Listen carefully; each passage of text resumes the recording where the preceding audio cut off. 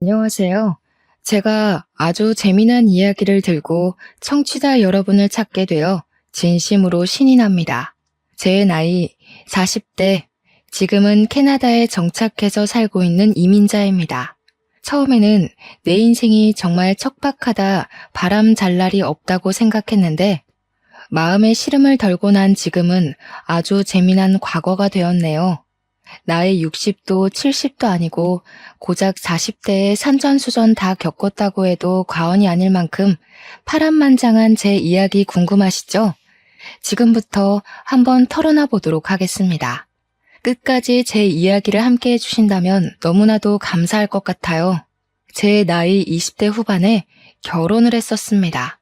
그런데 결혼 3년 만에 파경을 맞이했고 지저분한 싸움 끝에 이혼을 하게 되었습니다.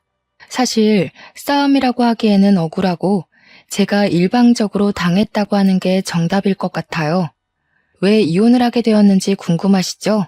지금 생각해도 어이가 없긴 한데 멀쩡한 제가 불임이라 오해를 받는 바람에 이혼을 하게 되었습니다. 정작 불임이었던 사람은 저의 전남편이었는데 그 누명을 제가 다 뒤집어 쓰게 된 거였죠. 결혼하고 정말 1년이 넘는 시간 동안 아이를 가지기 위해 안 해본 노력이 없을 정도로 힘을 썼습니다. 배란일을 매번 체크하는 건 물론이고 한약도 먹어보고 남편과 저는 엄청나게 애를 썼어요. 시간을 정말 땅에다 버린 거나 마찬가지였죠. 남편과 도무지 안 되었겠기에 병원을 찾아가서 검사를 했는데 제 자궁과 난소의 기능은 100% 정상으로 나왔지만 남편이 문제였습니다. 제 남편은 정자의 기능이 거의 떨어져 있고 정자의 수도 별로 없어서 임신이 어렵다는 불임 소견을 받게 되었어요. 시험관으로도 가능성이 거의 없다면서 이 정도면 고생만 하고 아이를 가지기 어려울 것이라고 병원에서 시험관을 권하지 않았습니다. 나이도 어린데 임신이 안 된다고 하니까 남편은 엄청나게 좌절을 했어요. 그런 남편을 토닥이면서 기운을 차리게 만든 건 다름 아닌 저였습니다. 전 남편에게 그렇게 이야기를 했죠. 우리 둘이서 행복하게 살면 장땡 아니냐고요. 요즘은 애를 일부러 가지지 않는 부부들도 있는데 우리도 그렇게 둘이서만 오순도순 행복하게 살면 되지 않겠냐고 위로를 했어요. 다행히도 남편은 제 마음대로 움직여줬고 우리 둘이서만 행복하게 살자고 그렇게 약속을 했습니다. 거기다가 제가 제약회사 직원이었거든요. 그래서 일이 엄청나게 바쁘기도 했었어요. 제 커리어에 욕심이 있기도 해서 굳이 아이가 필요하지 않다고 남편을 위한 설득을 엄청나게 했죠. 하지만 우리 둘이 그렇게 결정한 것과 달리 시댁에서는 언제 아이를 낳을 거냐, 임신해라, 손주 타령을 어마무시하게 하셨습니다. 오죽하면 제가 명절을 피하고 싶어서 명절에 특근을 신청할 정도로 시달렸으니 말 다 했죠. 애가 잘생기게 해준다는 한약을 먹는 것은 기본이고 영양제도 매번 몇 박스씩 보내주셔서 집에 둘 자리가 없을 정도였습니다. 점집에도 다녀와 보고 아이가 생긴다는 암자에 가서 기도도 드려보고 정말 별짓을 다 해야 했어요. 남편의 자존심이 상할까봐 차마 시모한테 댁 아드님이 불임이라서 아이를 못 가지는 겁니다 라고 말을 할 수도 없었습니다. 하루는 제주도에 여행을 가자고 하셔서 마지못해 따라갔더니 가서 도라르방 코를 만지면 아들을 낳는다고 했다고 차를 타고 지나갈 때 도라르방이 보이면 세워서 코를 만지게 하셨어요. 그 현무암에 제 손이 다 까지는 줄 알았다니까요. 처음에는 저에게 미안하다고 손이 발이 될 정도로 빌던 남편이 제가 아무 소리 안 하고 넘어가는 날이 많아지자 슬슬 제 편도 들어주지 않더라고요. 막말로 지한테 문제가 있어서 아이를 못 가지는 건데 입을 싹 닫으니까 제가 얼마나 짜증이 났겠습니까? 하루 이틀이면 몰라도 하루가 채 가기도 전에 몇 번이고 보채는데 진짜 미치겠더라고요. 그렇게 3년이란 세월을 보내고 나니까 시모가 제 탓을 엄청나게 하더라고요. 저한테 대놓고 불임이냐? 네 애 뭐까지냐? 자궁이 약하냐? 하면서 살살 쪼아대기 시작하는데 몇 번이고 울컥했는지 몰라요. 제가 문제가 아니라 댁 아드님한테 문제가 있다고요. 하고 싶은데 그때마다 제 눈치를 살살 살피면서 제가 말을 할 수 없도록 남편이 이야기를 돌리곤 했죠. 그러다가 시모가 제대로 선을 넘어버린 겁니다. 처녀 쪽에 얼마나 놀았으면 애도 못 가지냐고요. 제가 그 말을 듣고 더 이상 참았다가는 바보 되겠다 싶어서 남편한테 소리를 꽥 질렀습니다. 야, 네가 뭐라고 말 좀 해봐. 하니까 시모가 거품을 물더라고요. 어떻게 지아비한테 너너 할 수 있냐고요. 그 와중에 우리 남편은 시모한테 뭐라고 한 줄 아세요? 얘 몸이 그렇게 생겨먹었는데 어떻게 하냐는 겁니다, 글쎄. 그 말에 우리 시모는 제가 불임인 걸 확신했고 당장 이혼하라고 난리를 쳤습니다. 이혼하라고 난리를 치니 발등에 불이 떨어진 건 남편이었죠. 새장가를 가더라도 자기가 불임이라 애를 못 낳을 게 뻔한데 어쩌겠어요. 여태 참아주고 다독여준 저랑 평생 붙어먹고 사는 게 제 딴에는 더 편하다고 생각했겠죠. 저한테 울고불고 빌었는데 제가 왜 이 꼴을 당하면서 결혼 생활을 유지해야 하는지 모르겠더라고요. 그래서 시모한테 당당하게 이야기했죠.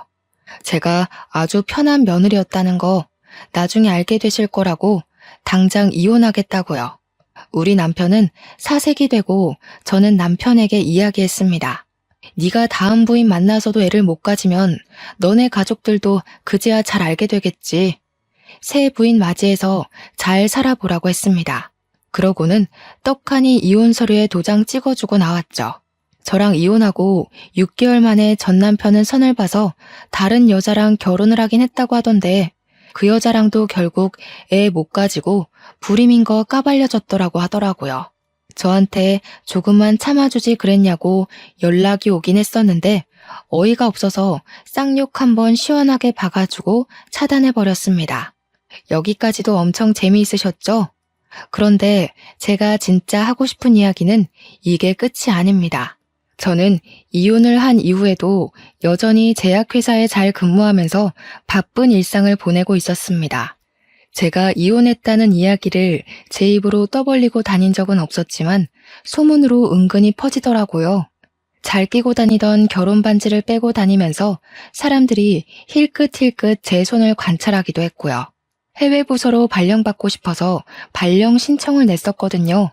그러다 보니 주위에서 암암리에 제가 이혼했다는 소식이 퍼진 것 같더라고요. 하루빨리 해외 근무지에 발령받고 싶었지만 대기도 길고 조건이 좋은지라 몇 년이 걸릴 수도 있다고 하더라고요. 좀 아쉽긴 했는데 실적을 빨리 채우고 근무만 성실하게 해도 자리가 빨리 나올 수 있다고 포기하지 말라는 상사의 말에 대기를 걸어두었습니다. 아무튼 제가 해외 발령 신청했다는 쐐기까지 박아지자 사람들이 그제야 남편은? 하고 물어보더라고요. 그래서 그냥 이혼했어 하고 말했는데 말이라는 게 그렇게 빨리 퍼지는 줄 몰랐습니다. 반나절 만에 회사 사람들 대부분이 제가 이혼했다는 소식을 전해 들었더라고요. 그러던 어느 날 옆옆 부서에 있던 돌싱남이 저랑 별로 친하지도 않은 사람인데 대뜸 이혼했어요?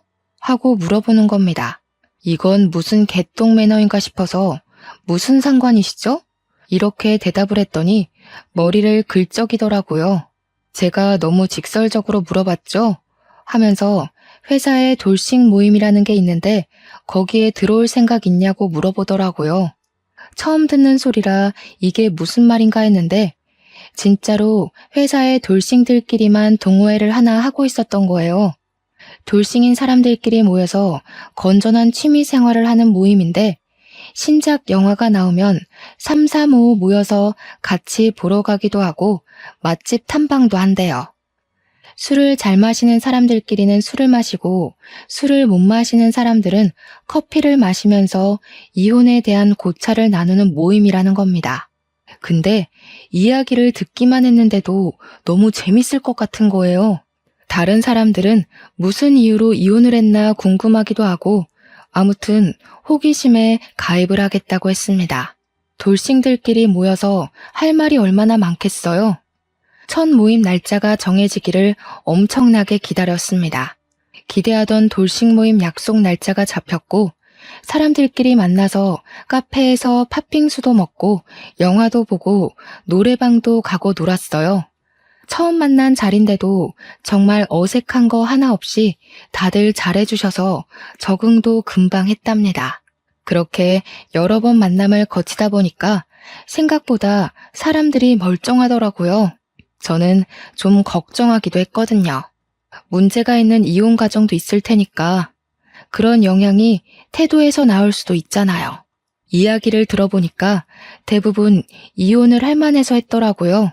누구는 남편이 도박을 해서 이혼했고, 누구는 마누라가 바람을 피워서 이혼했고, 회사 특성상 야근하는 사람들도 많고, 연구실이 한번 열리기 시작하면 집에 못 가는 일도 수두룩하니까 배우자가 바람난 경우가 꽤 많더라고요. 가정도 돌보지 못하고 더 이상 사랑하지 않아서 이혼했다는 사람들이 대부분이었어요. 그 와중에 제 눈에 딱 한 사람이 밟히기 시작했습니다.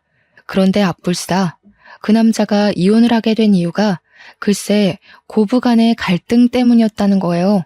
와이프랑 시댁 식구들 사이가 걷잡을 수 없이 최악으로 치닫게 되었고 결국 와이프가 이혼 소송을 걸어서 이혼했다고 자기가 죄인이라고 하더라고요. 세상에 이혼 사유 중 최악 중에 최악 아니겠습니까? 막말로 저도 뭐 그런 이유로 이혼을 한 거긴 하지만요. 저는 당하는 입장이었고 저기는 따지고 보면 가해자 입장이나 다름없으니까요. 그래서 저는 저 남자랑은 절대 엮이지 말아야겠다고 생각했습니다. 하지만 사람 마음이라는 게 그렇게 쉽게 정리가 되고 하고 싶은 대로 이루어진다면 제가 하버드를 왜 못 갔을까요? 모임의 횟수가 늘어날수록 제가 속수무책으로 빠져들더라고요. 그런 이유가 다 따라붙는다 해도 남자가 너무 괜찮았어요. 연구실 직원이었는데 정말 똑똑하기도 했고 생긴 것도 냉기가 흐르는 미남 스타일이었다고 할까요? 약간 은퇴 안경이 잘 어울리는 지적인 이미지가 가득한 남자 있잖아요. 너무 제 취향이었습니다. 게다가 이 사람도 은근슬쩍 저한테 관심을 표현하는데 어른들의 썸이라는 게 느껴졌달까요? 몇 개월 동안 모임이 지속되면서 술자리도 몇 번 가지고 했는데 어느 날 제 옆에 앉은 이 남자가 술을 마시고 제 손을 은근히 잡아오더라고요. 그런데 그 온기가 너무 따뜻하고 포근하고 좋은 거예요. 결국 저도 마음을 열고 이 남자의 품속에 빠져들게 되었습니다. 그러면서도 마음 한구석에 고부간의 갈등이라는 단어가 콕 박혀서 빠질 생각을 하지 않았어요. 그래서 솔직하게 돌파를 하기로 마음먹었고 대놓고 이야기를 했습니다. 고부간의 갈등을 이길 자신이 없다고요. 첫 번째 결혼 또한 시어머니의 잔소리에 이혼을 하게 되었고 나는 2번이나 그 지옥을 겪고 싶지 않다고 했습니다. 그러자 저한테 그러더라고요. 자기도 절대 그런 이유로 2번 다신 이혼하고 싶지 않다고요. 자기가 든든한 벽이 되어주고 무조건적인 편이 되어줄 테니 믿어달라고 하면서 결혼을 하자고 했습니다. 제 나이 34살에 저는 바보 같게도 그 남자를 믿고 2번째 결혼을 결심하게 되었죠. 서로 결혼 이야기까지 나온 마당에 말도 안 되는 일이 발생하고 말았습니다. 바로 제가 신청했던 해외 발령이 떡하니 자리가 났다고 연락이 오게 된 것이었습니다. 이걸 같이 가자고 할 수도 없고 기러기 부부를 하자고 할 수도 없는 상황이 되어버린 것이죠. 게다가 예비 신랑은 제약회사의 꽃이라는 연구실에서 재직하는 연구원이었기에 회사의 중요한 재원이었거든요.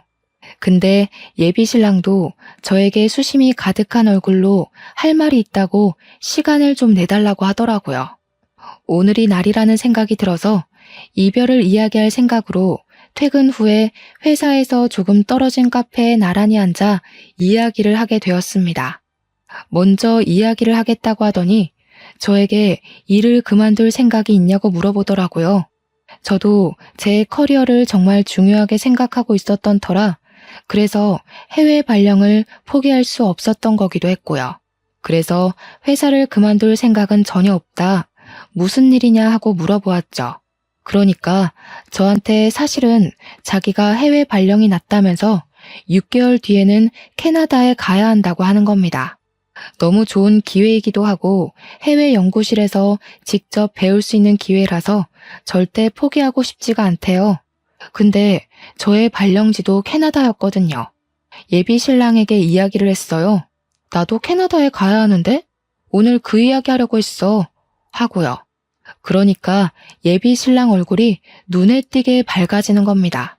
캐나다에 외국 제약회사와 같이 쓰는 협동 연구실이 있거든요. 그 연구실 옆 건물이 우리 캐나다 지사고요. 같이 가면 되는 거 아니냐고 이게 바로 하늘이 내려준 운명인 것 같다면서 6개월 안에 결혼식을 올리고 캐나다에 가자고 하더라고요. 이별을 생각하고 만나는데 결혼의 급물살을 타게 된 거죠. 그런데 결혼 이야기를 구체적으로 나누고 각자의 집에 이야기를 하기로 했는데 고부간의 갈등이 자꾸 생각나더라고요.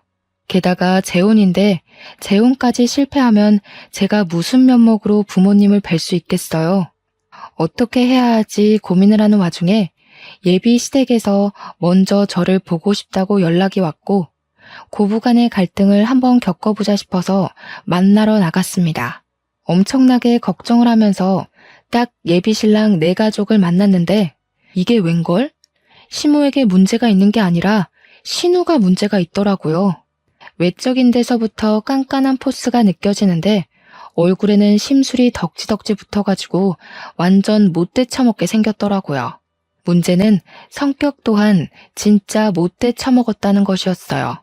시모도 그렇다고 착하고 순한 건 아니었지만 은근히 바보 같은 구석이 있긴 하더라고요. 자기 꾀에 자기가 넘어가는 그런 부류 있잖아요. 저한테 시모랑 신우 둘이서 계속 재혼을 걸고 넘어지는데 자기 아들도 재혼이라는 사실을 까먹은 것 같더라고요. 그것도 고부간의 갈등으로 이혼을 하게 된 거였는데 뭘 믿고 자꾸 저한테 재혼 들먹이는지 어이가 없었습니다. 대놓고 물어본 건 아니고 은근히 돌려서 물어보니까 예비 신랑의 전부인이 악기를 다루던 사람이었다고 하더라고요.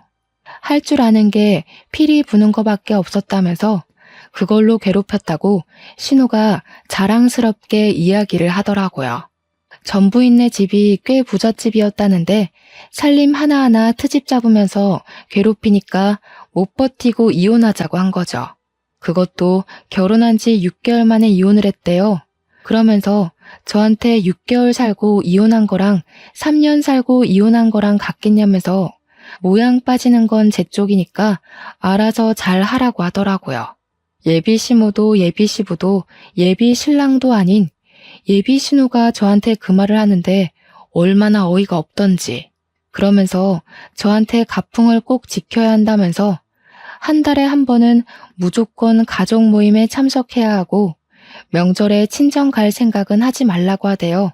출가 외인은 출가 외인답게 굴으라면서 하자 있는 여자 우리가 품어주면서 재혼시키는 거니까 말 잘 들으래요.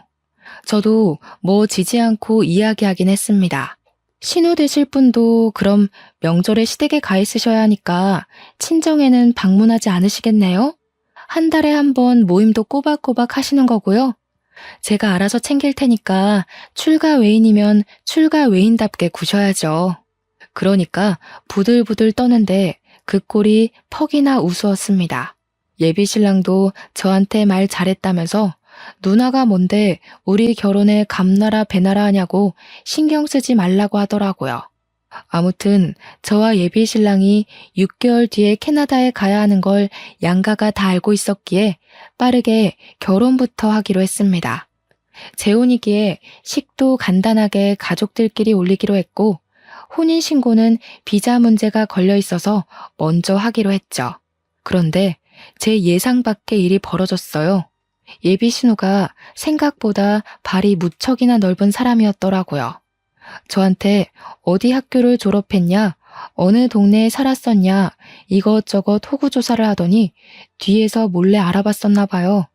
결혼식을 코앞에 두고 예비 시모가 저를 부르길래 나갔더니 예비 신우랑 같이 저한테 사기 결혼을 하려고 했다고 혼인 무효 소송을 걸겠다는 겁니다. 저한테 호통을 막 치면서 이야기를 하는데 이게 다 무슨 소린지 영문을 몰라서 가만히 있었죠. 그러니까 예비 신우가 그러대요? 어디 불임인 걸 속이고 재혼을 하려고 했냐고요.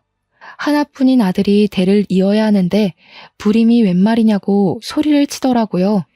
예비 시모가 가슴을 퍽퍽 펴면서 어디 애도 못 낳는 게 결혼이냐고 신우는 옆에서 야실야실거리면서 이야기하더라고요. 애 낳는 건 축복인데 어떻게 감쪽같이 속이고 결혼을 진행하려고 했어? 이건 사기지 이러면서요. 지는 애가 둘이나 있다 이거죠. 저도 이야기했어요. 어디서 들었냐고 물어보니까 전 남편네 친인척이랑 신우가 한 달이 건너서 아는 사이래요.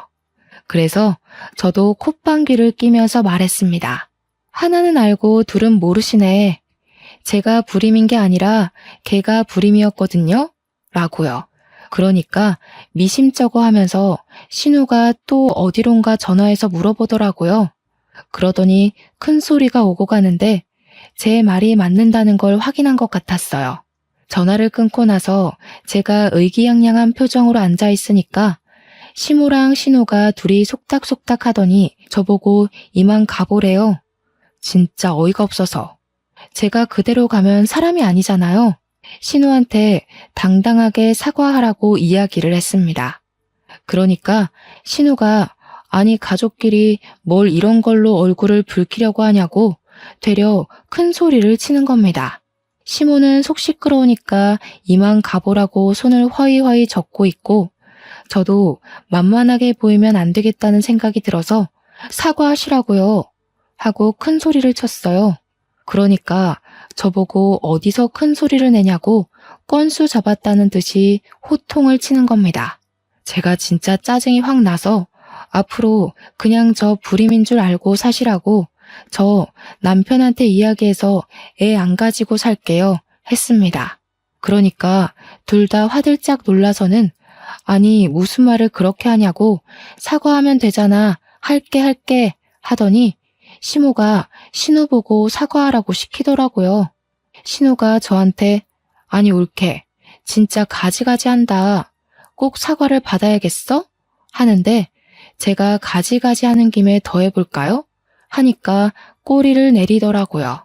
그래, 내가 미안해 실수했어.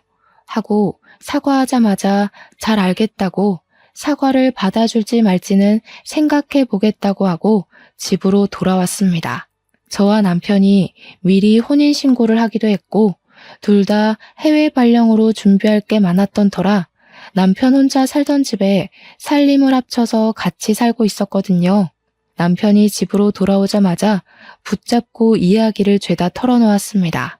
내 전 남편의 가족이랑 신우가 어떻게 아는 사이인지는 모르겠는데 내가 불임이라고 했다면서 혼인 무효 소송을 들먹이더라 했어요. 그러니 남편의 얼굴이 사색이 되어서는 미친 거 아니냐고 난리가 났더라고요. 있는 그대로 모든 걸 설명해주고 나니까 남편이 신우한테 바로 전화 걸어서 누구 앞길을 망치려고 하는 거냐고 화를 냈어요. 입 한 번만 더 놀렸다가는 주둥이를 확 꿰매버릴 거라고 앞으로는 조심하라고 난리를 치더라고요. 다음날 신우가 나한테 연락 와서는 일을 왜 크게 만드냐고 핀잔을 주더라고요. 자기가 사과한 걸로 끝냈으면 됐지 굳이 가족 간의 분란을 만들 필요가 있었냐고 자기 할 말만 하더라고요. 그래서 저는 그냥 살포시 무시해버렸습니다. 우리 집에서는 사위랍시고 100년 손님 대접해주는데 저는 무슨 시댁의 평생 노예, 몸종 이런 건 아니잖아요. 저도 한번 이혼해보고 나니까 제 성격대로 살아야 마음도 편안하고 몸도 편안하다는 걸 깨닫게 되었고요. 그래서 그냥 캐나다 가기 전까지 내가 하고 싶은 대로 살아야겠다 싶어서 막 나갔습니다. 하루는 시모가 나물 반찬 하는 법을 알려주겠다면서 재료 싹 손질한 상태로 들고만 오라는 거예요. 그래서 저는 나물 반찬을 그냥 반찬 가게에서 사갔습니다. 어차피 그 맛이 그 맛 아니겠어요? 하면서요. 요즘 반찬은 만들어 먹는 것보다 사서 먹는 게 더 싸게 먹히는 거 아니겠냐고 반찬 무더기로 사오니까 시모가 입만 뻐끔뻐끔 하더라고요. 우리 아들은 고기 반찬 좋아하니까 이러면서 고기 반찬 죄다 남편 앞으로 가져다 놓을 때도 저도 좋아한다고 제 앞으로 도로 돌려놓고는 했습니다. 그나마 시부가 좀 깨어있는 편이라서 시모한테 눈치 주시고 제 편을 들어주시긴 했지만 시모는 정말 변하지 않더라고요. 오죽하면 시부가 왜 먹는 걸로 차별하냐고 아들 또 이혼시키고 싶어서 그런 거냐 사람이 좀 점잖게 있어봐라 하면서 타박을 해주셨습니다. 입이 삐죽 나온 채로 밥을 먹는 시모를 보면서 아주 고소했죠. 아무튼 저희는 착실하게 6개월간 정리를 마치고 캐나다로 떠나왔습니다. 괴롭히는 사람 하나 없으니까 너무나도 평화롭고 좋더라고요. 진짜 대충 3개월 정도 시댁이랑 부딪힌 건데 그 짧은 시간도 너무나도 스트레스였거든요. 전 부인이 6개월 만에 왜 두 손 두 발 들고 이혼하자고 도망을 갔는지 알겠더라고요. 캐나다로 이사와서 우리가 부부라는 이유로 3인이 함께 쓰는 아파트 사택을 회사 측 배려로 내어주었어요.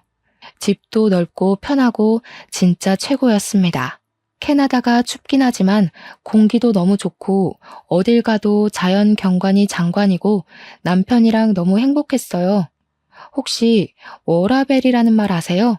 워크라이프 밸런스가 어찌나 좋은지 퇴근도 칼퇴근이고 실적 가지고 쪼아대는 것도 없고 물론 그만큼 스스로 잘해야 하는 것 환경인 것도 맞지만 한국에서 뼈를 갈아 넣으면서 일했던 경력을 생각하면 여기서는 충분히 하고도 남겠더라고요. 그렇게 우리는 3년간의 해외 계약을 잘 마치고 한국으로 돌아가 보자 하는 마음으로 살았습니다. 물론 임신 계획은 3년 뒤로 미루게 되었죠. 제가 임신을 하게 되면 육아휴직을 내야 하는데 발령까지 와서 그러면 민폐니까요. 캐나다에 와서 처음으로 여름 휴가철이 다가왔어요. 남편과 저에게 2주라는 휴가 기간이 주어졌고 첫 휴가이니만큼 한국에 다녀올까 싶어서 고민을 하고 있었습니다. 우리 엄마 아빠도 보고 싶고 솔직히 시댁 식구들은 별로 보고 싶지 않았지만 친구들도 보고 싶고 한국 음식도 먹고 싶었거든요. 해외 지역 특성상 한식이 좀 비싸서 원 없이 먹기에는 힘들었거든요. 근데 때마침 신우에게 연락이 오더라고요. 휴가 일정이 어떻게 되냐고 물어보더니 대뜸 우리가 캐나다에 안 가봐서 가보고 싶거든 하시는 겁니다. 시모가 우리 사는 것도 궁금하다고 했고 겸사겸사 2주일 정도 캐나다에 가려고 하는데 괜찮지? 하는데 괜찮을 리가 있나요? 저희는 한국 가려고 했다고 이야기를 했더니 그러면 곤란한데? 우리 이미 비행기 티켓 다 끊었어 하는 거예요. 아니, 일정 조율을 미리 하자는 것도 아니고 이미 비행기 티켓 끊었다고 통보하는 건 어디서 배워먹은 버릇인지. 신우는 한술 더 떠서 날짜를 말해주더니 이날 가니까 일정 비워놓으라고 하더라고요. 옆에서 남편은 이러지도 못하고 저러지도 못하고 발만 동동 구르는데 뭐 어쩌겠습니까. 이미 비행기 티켓까지 다 끊어놨다고 하는데 겨울 휴가 때 한국에 들어가자고 꼭꼭 약속을 했죠. 그런데 이 미친 신우가 캐나다에 왔는데 글쎄 아이들 둘에다가 시모까지 넷이서만 덜렁 온 거예요. 그러더니 숙소도 일부러 안 구했다면서 너네 아파트에서 지내면 되겠지? 안내해 하더라고요. 이게 웬 날벼락인가 싶고 진짜 미쳐버리는 줄 알았습니다. 2주일이라는 긴긴 시간 동안 제가 뭐 했는지 상상이 가시나요? 삼시세끼 신우 시모의 애들 둘 밥 가져다 챙겨야만 했습니다. 남편은 관광지를 돌아다니느라 하루 종일 운전만 했고요. 무려 2주일이나 얻은 휴가인데 남편과 둘이 보낼 시간이 단 1시간도 없었다면 믿어지십니까? 진짜 휴가 날짜 꽉 채워서 왔더라고요. 여기가 밴쿠버인데 토리노에 가고 싶다고 하지를 않나. 로키 산맥을 꼭 보고 가야겠으니 운전을 하라고 하질 않나. 여기서 20시간을 운전해야 갈 수 있거든요. 어디서 유명하다는 관광지는 죄다 알아오긴 했는데 우리 집에서의 거리는 전혀 생각하지 않은 관광지들이었습니다. 남편이랑 저랑 거절하는 것도 하루 이틀이지 정말 2주일 내내 지옥 같은 시간을 맛봐야 했어요. 그것뿐이면 제가 말을 하지도 않죠. 신우랑 시모는 쇼핑하러 가야 한다고 남편 끌고 나가서 운전기사 시키고 저는 애들을 돌보라는 겁니다. 이참에 조카들한테 영어도 가르쳐주고 하라는데 조카들이 초등학교 1학년, 3학년이었거든요. 애들이 제 말을 듣겠습니까? 정확하게 신우의 주니어였어요. 한마디로 개망나니 같은 녀석들이었다 이거죠. 신우랑 시모랑 남편이 나가고 애들 둘이랑 저랑 셋이 남았는데 저한테 딱 그러더라고요. 왜 숙모, 나한테 잘해야 할걸요? 저한테 잘 안 하면 할머니가 잔소리할 거니까. 우리 엄마도 워낙 극성 맞잖아요. 이러는데 진짜 맘 같아서는 이마에 딱밤이라도 때리고 싶은 심정이었습니다. 도대체 초등학교 3학년이 뭐 저리 발랑 까졌는지 답도 없더라고요. 그러더니 저한테 떡볶이가 먹고 싶으니까 당장 떡볶이를 만들어 오라는 거예요. 여기가 무슨 슈퍼에서 떡을 파는 것도 아니고 떡을 어디서 구해온다는 말입니까? 둘째 조카는 왜 숙모 저랑 말타기 놀이에요. 빨리 엎드려요. 이러고 있고 진짜 죄 없는 남편 멱살 잡을 뻔했습니다. 우리 친정 부모님도 사위 불편할까봐 캐나다 놀러 오겠다는 소리 한 번 없으신데 해도 너무하잖아요. 아무튼 쇼핑 나간 셋이서 저녁까지 먹고 들어오겠다고 하면서 저보고 애들 밥 좀 잘 챙겨주라고 신우가 신신당부를 하대요. 짜증나서 라면 끓여 먹었습니다. 그랬더니 집으로 돌아와서는 왜 숙모식이나 돼서 스테이크 구워줄 생각은 안 하고 라면이나 먹인다고 지랄지랄을 하더라고요. 제가 너무너무 빡이 치잖아요. 집에서 노는 사람도 아니고 나도 일하는 사람이다.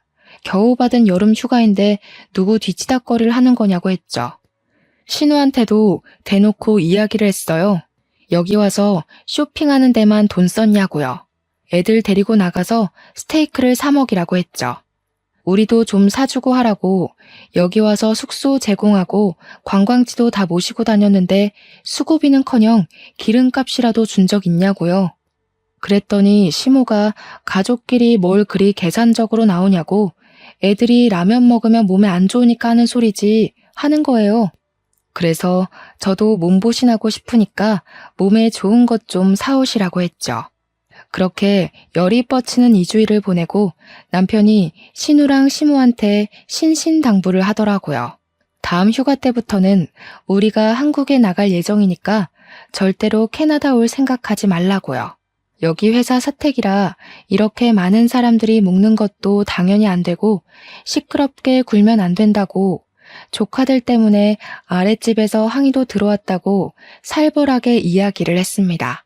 이러면 인사고과에 문제 생겨서 승진도 못할 거고 아들 회사 잘리는 거 보고 싶냐고 하니까 시모가 마지못해서 알겠다고 하더라고요. 신우는 세상 빡빡하게 군다고 대기업 너만 다니냐고 구시렁거리는데 신우네는 대기업 다니는 사람 없거든요. 겨울 휴가 때는 일정을 미리 공유하지 않기도 했고 남편이 했던 말이 있어서 그런지 캐나다에 오겠다는 소리가 없더라고요. 그래서 준비했던 대로 한국에 나가서 국내 여행을 쭉 돌았습니다. 시댁에는 딱 하루만 갔고 남편이랑 둘이 제주도도 다녀오고 친정에서도 며칠 쉬고 친구들도 만나고 했어요. 시모만 우리 아들 한국 왔는데 왜 이렇게 얼굴 보기가 힘드냐고 우는 소리를 했는데 남편이 쉬러 온 거니까 집에 안 갈 거라고 못을 박더라고요. 그래도 마음에 걸리긴 했는지 혼자 시댁에 하루 갔다 오더니 저한테 안 따라가길 잘했다고 하대요. 시모가 며느리 일 시키려고 잔뜩 준비를 해놨더래요. 제가 안 가서 신우랑 시모가 일 다 했다면서 다음에도 가지 말라고 하더군요. 겨울을 한국에서 잘 보내고 다시 캐나다로 들어와 회사 일에 치여 엄청 바쁘게 지냈습니다. 그렇게 또 여름 휴가가 왔는데 남편이 이번에는 미국으로 가서 휴가를 보내고 오자고 하더라고요. 그런데 아니나 다를까 신우한테서 연락이 오더라고요. 이번 여름 휴가는 언제냐고요? 저희 미국 갈 거예요. 하고 이야기하니까 그러면 곤란한데? 이러더니 우리 애들 좀 보내려고 했다고. 캐나다에서 영어 배우면 좋잖아. 아니면 미국으로 보낼까? 데리고 좀 갔다 와. 하는 겁니다. 한 달 정도 보낼 테니까 케어 좀 부탁한다고 하는데 남편이 전화를 빼앗아 말했어요. 우리 휴가 2주일밖에 안 되고 미국 갈 건데 무슨 한 달 동안 보내겠다는 미친 소리를 하고 있냐고 했죠. 그러니까 신우가 뻔뻔하게 우리 애들 다 커서 밥만 잘 챙겨주면 되니까 미국은 다음에 가라는 거예요. 남편이 보내기만 해보라고 공항에서 국제 미아되는 꼴 보고 싶으면 그렇게 하라고 했더니 신우가 가족끼리 너무하다고 난리더라고요. 그렇게 여름 휴가는 남편과 저와 둘이서 미국 여행을 잘하고 돌아왔습니다. 캐나다도 좋은데 미국도 진짜 좋더라고요. 그 다음 휴가 때 진짜 진상 신우의 제대로 된 모습을 볼 수 있었습니다. 이번에는 신우도 작정을 했는지 갑자기 연락이 와서는 우리 애들 내일 캐나다 들어가니까 공항에서 픽업 좀 하라는 거예요. 제가 놀래서 애들끼리 온다고요? 했더니 다 컸으니까 상관없다고 밥 잘 챙겨주고 숙제 좀 도와주고 영어 공부도 시켜줘 하고는 끊더라고요. 남편이 열받아서 계속 전화를 걸었는데 그 뒤로는 아예 남편 전화도 제 전화도 수신 거부를 했는지 받질 않았습니다. 남편이 찜찜하니까 어쩔 수 없이 공항에 나갔는데 진짜로 몸만한 캐리어 2개를 질질 끌고 조카들 2명이 덜렁 캐나다에 온 거예요.